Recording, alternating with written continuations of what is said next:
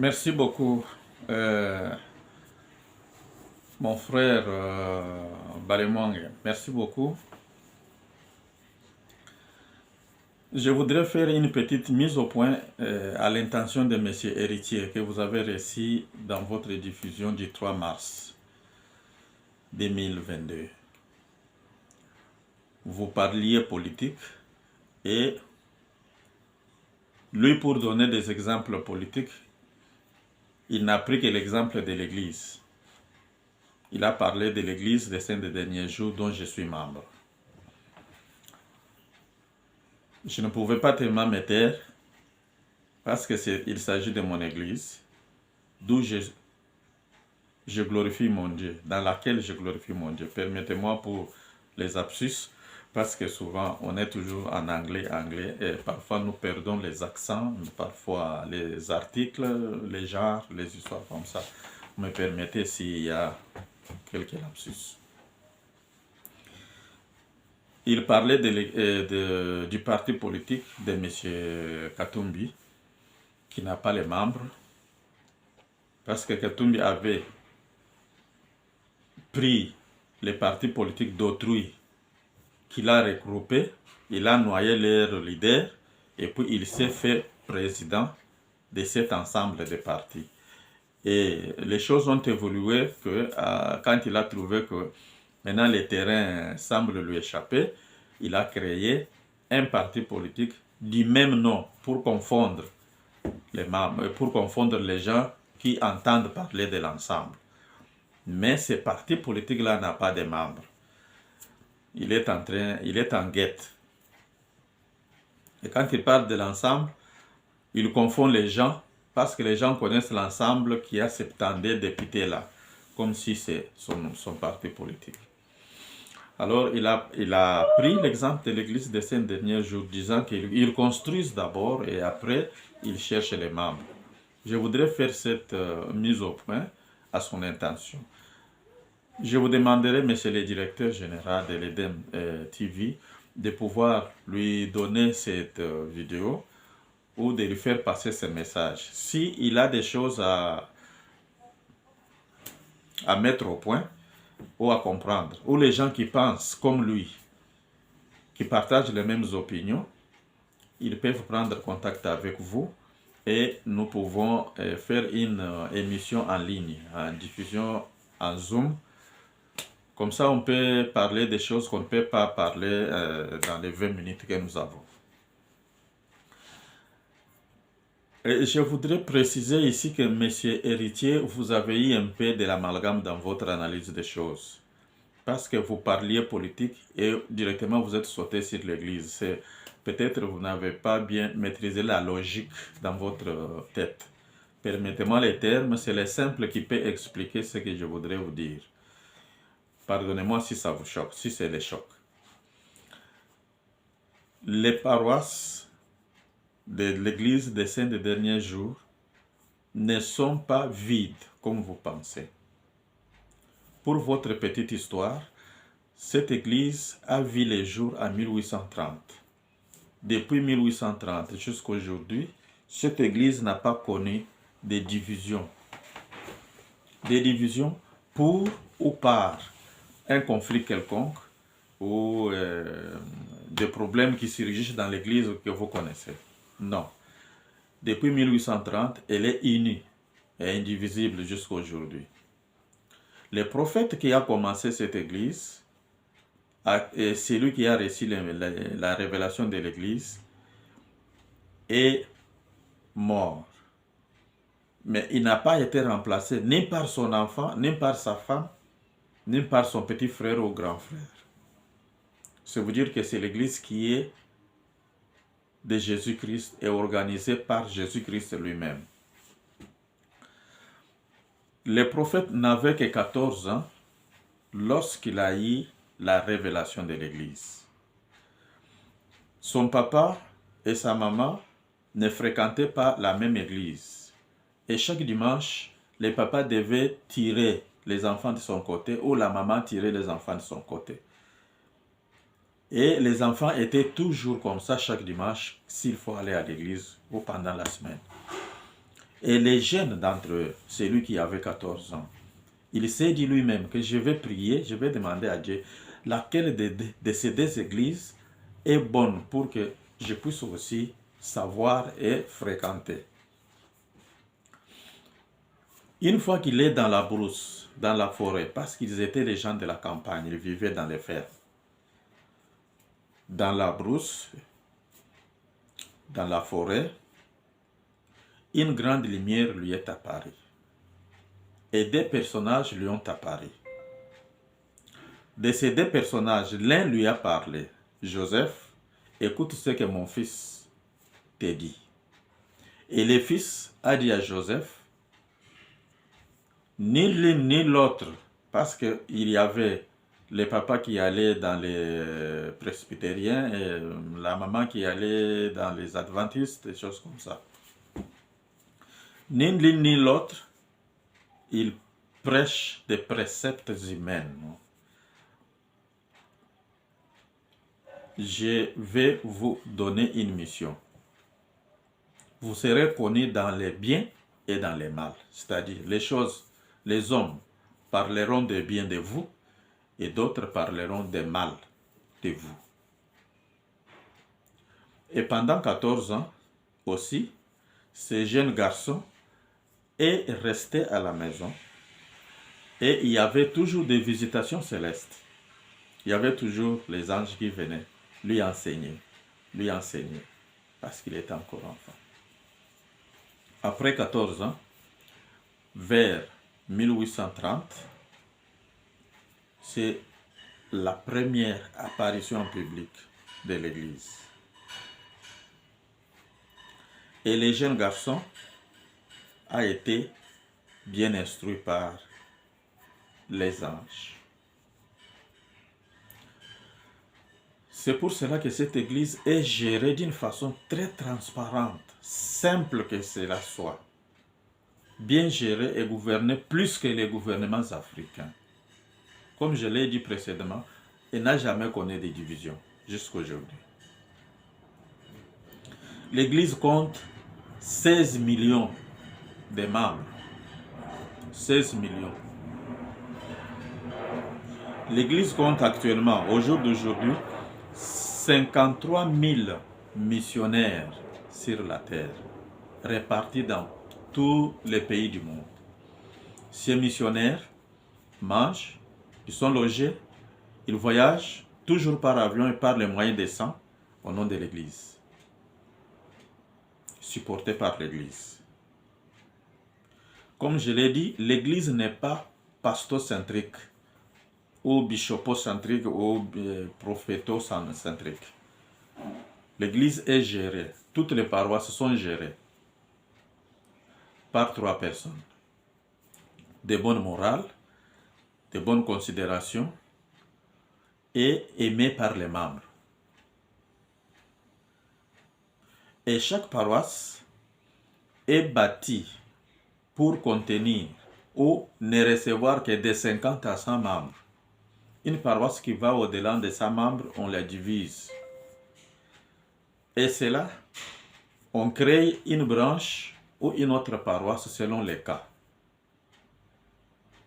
Pour permettre aux dirigeants locaux de pouvoir bien connaître les membres. Pour permettre aux membres aussi de se connaître, de tisser des liens de fraternité, se contrôler, se connaître, s'entraider, se fréquenter. Marcher ensemble. Parce que ce n'est pas une concurrence. L'église n'est pas une concurrence. L'église est l'endroit où on forme, on enseigne, on prêche, on éduque, on prépare les gens pour l'enlèvement, pour aller au ciel, vulgairement parlant. Et ces gens doivent être modélés à l'image de l'église, à l'image de Jésus-Christ. C'est pour cela que vous ne trouverez jamais une paroisse avec des membres pleins à l'intérieur et jusqu'à l'extérieur. Non. Non, cela n'en arrive pas. On ne concentre pas les membres dans un seul endroit ou dans une seule paroisse C'est parce que là, c'est la direction générale, ou là, c'est là où il y a le fondateur, ou là, c'est la grande paroisse. Non, ce n'est pas ça. Ce n'est pas une concurrence. Ça, c'est une façon de gérer les finances de l'Église, outrepasser les choses. Mais l'Église des Saints des derniers jours n'est pas en guette des finances ou des membres, mais elle est en guette de prêcher l'évangile et la bonne évangile, préparer les membres à l'enlèvement pour être exaltés. Deuxièmement,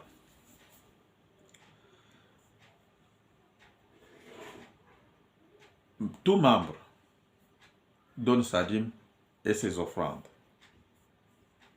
Mais les offrandes, on ne les donne pas vaille que vaille. Nous n'avons pas un panier à poser à l'église pour que les gens viennent donner de l'argent là-bas. Non. Les enseignements se passent dans le temps des enseignements. Et à l'église, vous ne verrez pas un panier pour les collectes. Ou les moments de collecte qui arrivent, que maintenant c'est les collectes. Non. Venez donner les offrandes. Non, ça ne se fait pas. Chacun prépare son offrande ou sa dîme à la maison. Et nous considérons que Dieu qui travaille dans les secrets, qui te parle, qui te conduit, qui te bénit, il prépare avec toi ton offrande depuis ta maison. Ton offrande spécifique, bien sûr, ou ta dîme. Et nous croyons que celui qui te conduit là connaît tes besoins. Et lorsqu'il vous amène à donner la dîme, c'est que vous êtes convaincu. Il n'y a pas de prière spéciale pour dire ceux qui donnent 1000, on prie pour eux par un tel. Ceux qui donnent 50, on prie par un tel. Et ceux qui donnent 10, on va prier par un tel. Non, ça, ce sont des spectacles. Ce n'est pas une concurrence. L'église n'est pas cela. Et le greffier, quand il reçoit les offrandes spécifiques, quand je dis spécifique, c'est-à-dire, je ne donne pas les offrandes comme sans savoir de quoi je donne ou pourquoi je donne. Je dois spécifier mon offrande. Quand je donne l'offrande pour les missionnaires des paroisses, je spécifie missionnaires des paroisses. Quand je donne l'aide humanitaire, je spécifie, ça c'est l'aide humanitaire. Quand je donne ma dîme, je donne ça, c'est la dîme. Quand j'envoie cet argent, ou je vais acheter quelque chose dans l'église, je spécifie ça l'achat de telle chose. Vous donnez là-bas. Et tout est coordonné. C'est votre affectation. Tout argent est affecté aux objets ou à sa destination. Quand je donne la dîme, je sais. La dîme n'est pas seulement pour payer les pasteurs ou la vie des pasteurs. Communément, c'est ça. Dans nos églises, parce que je suis l'un de vous. J'ai grandi là, j'étais pasteur. Quand on donne des dîmes, c'est pour supporter les pasteurs et sa famille. Non. Dans l'église des saints des derniers jours, c'est la dîme qui bâtit l'église. Les Bibles sont données gratuitement. Toutes les documentations, tous les livres que vous voyez les gens lire là, dans les églises, sont donnés gratuitement. On ne les vend pas. On construit les paroisses, on construit les temples, on fait les aides au gouvernement, aux États, aux associations avec la dîme. Donc c'est la dîme qui bâtit l'église. Mais la dîme n'est pas un salaire de l'homme de Dieu, comme on a souvent l'habitude de le dire. Non. Nous pensons que nous mettons en doute parfois les gens. Comment vous pouvez dire que vous êtes chrétien? Vous êtes converti. Vous avez le moyen de transport. Vous pouvez acheter une voiture, une maison, ou vous êtes capable de louer votre maison, d'aller au travail, de manger du 1er au 30. Mais vous êtes incapable de donner 1/10 de ton avoir à Dieu. C'est que vous n'êtes pas converti. Vous ne connaissez pas de qui et quel Dieu là vous priez. C'est là la différence. Quand vous voyez que l'église est riche, quand vous voyez que les paroisses sont bien bâties, il y a des tapis, il y a des moquettes à l'intérieur, il y a des choses spéciales à l'intérieur. nous considérons que Dieu est le plus riche qui existe. Et on ne peut pas prier Dieu sous les manguiers, dans les rameaux, dans les hangars, n'importe comment. C'est renier même son existence et sa puissance. C'est se présenter comme pauvre, pendant que lui est riche. Et nous, nous sommes les enfants de ces riches-là. Voilà pourquoi nous détestons parfois ceux qui, vous vous mettez là, nous voulons bâtir, venez s'aimer, venez donner l'argent, nous voulons construire quelque chose, nous voulons construire la paroisse, et vous faites l'amalgame. Dieu n'envoie pas une personne en mission sans pourvoir aux besoins, parce que avant de vous envoyer en mission, il sait les besoins de votre mission. Voilà pourquoi nous sommes différents. Quémander pour construire une paroisse ou faire l'œuvre de Dieu, c'est quémander pour faire sa chose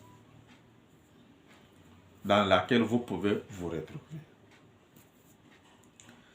C'est ainsi que vous voyez des églises, quand le fondateur tombe ou est mort, ou c'est son enfant, ou c'est sa femme, et les histoires commencent à tomber de gauche à droite, et les troubles entrent dans l'église. Et parfois, l'église est divisée. Mais les saints des derniers jours, pas. Le prophète est mort, pas son enfant, pas sa femme, pas son frère qui a dirigé l'église après sa mort. Non. Il y a un mécanisme dont Dieu appelle les membres à diriger l'église.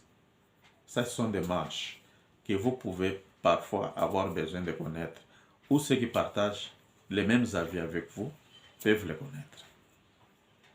Pour terminer, je voudrais vous faire une petite annonce. Dites à ceux qui peuvent partager les mêmes sentiments que vous de passer par M. Balemwang, le directeur général de Eden TV. Ainsi, nous pouvons faire une émission en Zoom ou online. Je peux vous éclairer sur beaucoup de choses, ou ceux qui ont besoin d'avoir des éclaircissements peuvent aussi profiter de cela. Voilà une petite mise au point que je voudrais faire pour vous, monsieur héritier. S'il y a des questions, veuillez les préparer et je suis disponible pour cela. J'ai parlé de la prêtrise, j'ai parlé des ordonnances, j'ai parlé des créations de l'Église, j'ai parlé des détentions du pouvoir de l'Église. Ce sont des choses parfois qui vous dépassent. Quand j'étais aussi pasteur, je les enseignais de la façon où nous avons appris dans l'Église protestante. Alors pour le moment, je suis disposé à vous les parler autrement. Voilà, monsieur héritier, ce que je voudrais enlever dans votre tête, l'amalgame. Les paroisses sont construites de manière à ne contenir que de 50 à 100 membres. Plus de 100 membres, on divise la paroisse et on crée une autre branche ou une autre paroisse. Parce que l'Église n'est pas une concurrence. Ce n'est pas centraliser les membres en un seul endroit que l'Église peut démontrer qu'elle est grande ou forte. Non. Les biens de l'Église ne sont pas gérés par une personne ou un groupe de gens qui décident. Non. C'est géré selon les principes de Dieu. C'est ainsi que vous voyez cette Église-là grandir de temps en temps. Grandir toujours. Alors, je suis à votre disposition, messieurs. Ce qui reste, c'est de vous dire bye et d'attendre si vous avez quelque chose à en connaître, en savoir plus. Merci beaucoup, monsieur Balemwang, pour l'effort que vous faites afin de maintenir votre chaîne et nous informer paisiblement. Il y a beaucoup de choses qui nous parlent. Nous sommes de ceux qui vous suivent. Et nous sommes de ceux qui partagent aussi vos émissions parmi nos semblables. nous vous soutenons toujours et nous sommes ensemble. Merci beaucoup. Bye bye.